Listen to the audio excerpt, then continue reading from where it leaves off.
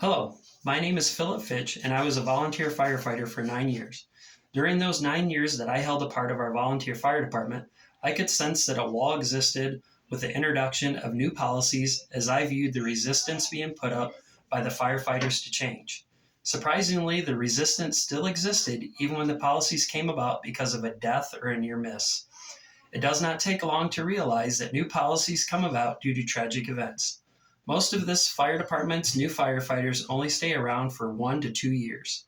Many of the firefighters that leave do so because the resistance from the seasoned firefighters that have been around for 20 years to follow the newer policies enacted. One of the policies that caused a lot of tension and ultimately resulted in the fire chief being under investigation was the issuing of red cards for wildland firefighters within the department. For many years, there were only a few firefighters that were certified to go out on wildland fires and were gone for the entire wildland season. As the amount of wildland fires around our town started to grow, there were several new firefighters that wanted to become certified so they could get hired and go out with the DNRC around the local area. This was when it was discovered that the chief had been issuing red cards to the older firefighters under the honor system that they complete the PAC test on their own and pass it. After the investigation ended, there was revisions to this policy. Now, to obtain a red card for wildland firefighters in our department, during the PAC test there must be 2 officers and a medic present for a minimum of 3 persons, and the entire 3-mile course needs to be visible to both officers at all times. If department policies are not enforced fairly and in a consistent manner, they will breed tension, division, and ultimately destroy a fire department.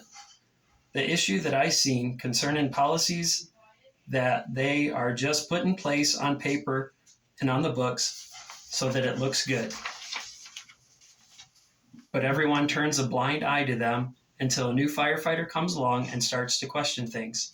This is where a volunteer fire department can have trouble growing. The old members will ostracize the new members, which will make the new members leave the department because they don't like the double standard. This causes them to start to feel unsafe because they know their fellow firefighters are not trained properly, thus putting them at risk. The chasing away of these new firefighters is the main reason that civil cases against volunteer fire departments have the lowest percentage of cases going to trial. In many of the volunteer fire departments, the firefighters with more seniority back each other during litigation, and the new members that could have spoken out about the lack of adherence to the policies have already left, thus leaving a cycle that permits policies remaining on paper alone.